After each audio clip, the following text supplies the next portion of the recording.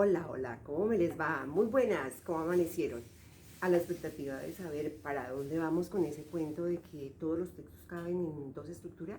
Claro, claro, qué rico que me estén esperando para entenderlo. Me muero por explicárselos. Vamos a partir entonces desde una propuesta teórica del libro de La ciencia del texto de Van Dyck, página 142, que quiero que leamos.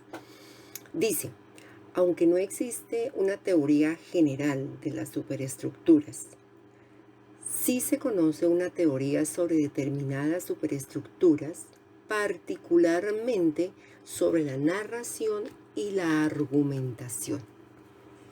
Por esta razón, no podemos ofrecer una teoría general, sino que hemos de limitarnos a una serie de observaciones sobre las hipotéticas características de estas estructuras. Discutiremos en detalle algunos tipos de superestructuras textuales para demostrar de qué manera se relacionan las superestructuras con otras estructuras textuales. Quiero quedarme con varias cosas. Primero, observaciones hipotéticas. Y voy a partir de lo siguiente. No existe una teoría general de superestructuras, pero sí sabemos que en nuestro cerebro se producen dos procesos.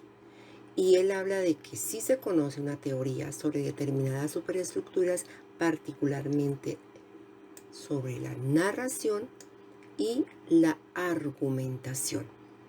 Entonces, me quedo con dos aspectos, con dos datos muy importantes que él escribe iniciando su capítulo 5, donde habla de las superestructuras. Habla de dos superestructuras, la narración y la argumentación. La propuesta es, organicemos todos los textos en dos estructuras. Una estructura que vamos a tener aquí aparte es los textos que argumentan. El texto argumentativo tiene como objetivo principal dar sustento a la tesis formulada por el autor mediante la exposición coherente y lógica de justificaciones o razones que tienen como propósito persuadir o convencer al lector sobre un punto de vista determinado. Es un texto más elaborado, es un texto más complejo. Tiene una tesis, que es la producción de mi piso argumental, ¿cierto? De mi pensamiento sobre un aspecto o un tema. Y fuera de eso, ese piso donde yo me paro desde la argumentación debe tener la suficiente exposición lógica y coherente de justificaciones. O sea, estoy hablando de argumentos, de mi pensamiento, ¿sí? El pensamiento que cada uno emite es sagrado. Allí están los artículos de opinión, el ensayo, la editorial, la reseña. Y el otro grupo, teniendo en cuenta el párrafo de Van Dyck leído, serían todos los textos que narran hechos o situaciones, ¿cierto? Aquí estarían dos grupos. Este primer grupo, que le vamos a llamar textos literarios, son los que recrean la realidad, producto de la imaginación. Un texto literario es un texto escrito que nos relata o narra, como su nombre lo indica, historias, cuentos, hechos o mitos en los que intervienen personajes reales o ficticios, generalmente ficticios, ¿sí? O ya sea el tiempo, en una tarde soleada, en una mañana primaveral, en una noche borrascosa. ¿Cuál es el tiempo? Una noche, una tarde, una mañana. Es indefinido. O el lugar, en un lugar encantado, en un castillo en medio del bosque, a la orilla de un río, en una planicie, en un bosque tranquilo. El lugar, una planicie, la orilla de un río, un castillo encantado. Entonces, no tenemos definido el tiempo para verificarlo. está definido en la narración de una manera que acude a la imaginación del autor. En este grupo tenemos las novelas, el cuento, las leyendas, mitos, fábulas y todos los textos que hacen parte del género dramático. Estos textos narran, pero desde la imaginación y recrean la realidad. Y los otros textos que narran son los textos expositivos. Ellos narran hechos de la realidad. Los textos expositivos son aquellos textos en los que se presentan de manera objetiva, ordenada y coherente determinados hechos, sucesos, realidades, ideas y conceptos. De manera objetiva. Entonces, la diferencia está aquí, en lo objetivo. Aquí en estos textos están agrupados, entonces, el acta, la memoria, diario, autobiografía, crónica, libro de texto, informe, resumen, todos los que ya hemos venido nombrando de manera reiterada. Ya que son textos narrativos, ellos generan su información desde la serie de preguntas que se hace para poder organizar dichos datos, que es dar respuesta al qué, al quién, al cómo, al dónde, al cuándo y al por qué. Dando respuesta a estas preguntas, tenemos la información suficiente para elaborar el tipo de texto que necesitemos. Si necesitamos la imaginación para recrear y para divertir, nos vamos a los textos literarios. Si necesitamos la información para informar, para dar fe de hechos, para contar un suceso, para aclarar una información, para solicitar información, para invitar, entonces haremos uso de los textos expositivos. Textos que narran sucesos y textos que argumentan. Realmente nuestro cerebro elabora dos tipos de procesos. El proceso que narra sucesos y hechos y el proceso que argumenta. Se narra con la ayuda de los párrafos narrativos y descriptivos en unión de los conectores y se argumentan desde los pensamientos, desde las reflexiones, desde las proposiciones y las justificaciones.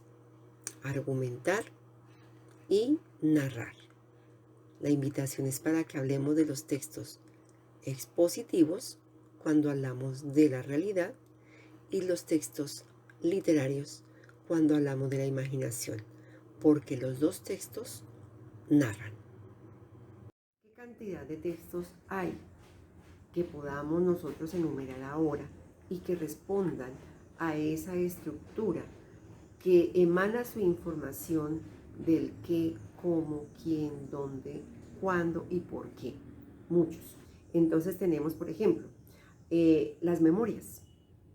La pregunta es, ¿cuándo se hizo la actividad? La otra pregunta es, ¿quién fue el conferencista? ¿Quiénes asistimos? Después dice, ¿por qué se hizo esa actividad? Después preguntamos, ¿cómo se realizó? Y esa es la información que yo necesito para elaborar las memorias de un evento.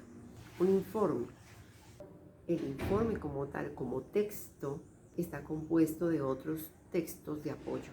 Pero el informe como tal es informar, ¿sí? Entonces, el informe que usted debe hacer es qué constaté, qué verifiqué, dónde lo hice, cómo lo hice, cuándo lo hice.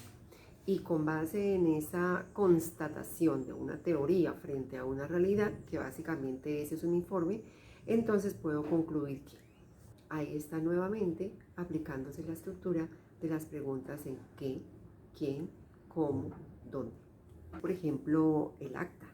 Entonces, el acta tiene también un qué pasó, quiénes asistieron, cómo se desarrolló la actividad, por qué nos convocaron. Y hay una cosa muy importante en las actas que es relevante. En las conclusiones del acta, como dice la estructura, debe haber un cronograma de actividades, porque de las actas y de las reuniones que hacemos en grupo, pues debe resultar y terminar lo que se llaman compromisos. Y los compromisos tienen que estar registrados justamente con las personas responsables de que eso se ejecute, más el tiempo tanto de planeación como de avance, como de conclusión. ¿Qué hago una invitación? Pues mucho más fácil. Yo tengo que invitar a la fiesta de clausura del año y resulta que tengo que decir quiénes son los invitados, cómo vamos a hacer la fiesta, dónde la vamos a hacer, cuándo, ¿sí? Cuándo va a ser la fiesta, porque esa es la información que debe tener toda invitación. Una hoja de vida, pues hay unas hojas de vida que ya están organizadas, incluso codificadas, que son estas fórmulas Minerva, pero igual, si usted quiere hacerlo diferente, lo hace en texto tamaño carta y tiene que decir lo básico. ¿Quién es usted? ¿Cómo la contactan? Porque eso es supremamente importante en la hoja de vida. Su teléfono, su mail. Tiene que decir dónde nació, cuándo nació, con quién vive. Tiene que decir cómo es apta para el trabajo que aspira. Entonces usted habla de su educación, habla de su formación, cuándo la hizo, dónde la hizo. Y todo el tiempo estamos en función de qué, cómo, quién, dónde, el por qué. ¿Sí se han dado cuenta? ¿A dónde quiero llegar? A que entendamos que la estructura de estos textos que narran, merced al párrafo narrativo o descriptivo, lo hacen fundamentado en la necesidad de dar respuestas a estas preguntas. Una guía turística. Entonces nos dicen, la guía nos va a decir qué lugares puedo visitar, cuándo los puedo visitar, porque no están abiertos al público todo el tiempo, las 24 horas, o de pronto si lo están, ahí lo van a decir. Cómo lo debo visitar, si debo llevar una ropa adecuada para el frío, para el calor, para subir montaña. Me van a decir con quién debo visitar. Si debo ir con un guía turística por obligación y si es menor de edad con un mayor de edad que lo acompañe. La información que pues básicamente es una información que viene de preguntas de qué, cómo, dónde, cuándo y por qué. Los textos argumentativos van aparte. Tienen un proceso de pensamiento algo más complejo. Los textos que narran un suceso o un hecho, todos tienen el mismo índice de dificultad, ¿cierto?, en su producción. Hacen uso de elementos narrativos y descriptivos, más los conectores. Pero la diferencia está básicamente en la intención de la elaboración del texto y en la forma del texto. El fundamento escritor, desde el proceso que se ejecuta en nuestro cerebro para elaborarlos, está en la narración de un suceso a través de la descripción o de la narración. No queda más decirles muchas gracias, espero que haya sido muy interesante, que haya aclarado dudas. Es un poco difícil movilizar el pensamiento, pero lo queremos movilizar. Yo los invito a que lo movilicen hacia la simplificación del proceso, que lo movilicen frente a la naturalidad con que clasificaríamos los textos o queremos clasificar los textos. Es algo muy natural, viene de la producción del pensamiento que se hace a través de nuestro lenguaje, ¿sí? Cuando nosotros hablamos no hacemos más sino producir nuestro pensamiento. Entonces, mirándolo desde esa perspectiva, es hacerlo más fácil, hacerlo más sencillo. Decirles, pongan like, suscríbanse, porque vamos a ser unos grandes escritores si seguimos a Magdalena, porque es mejor hablar con Magdalena. Nos vemos, chao, los quiero mucho.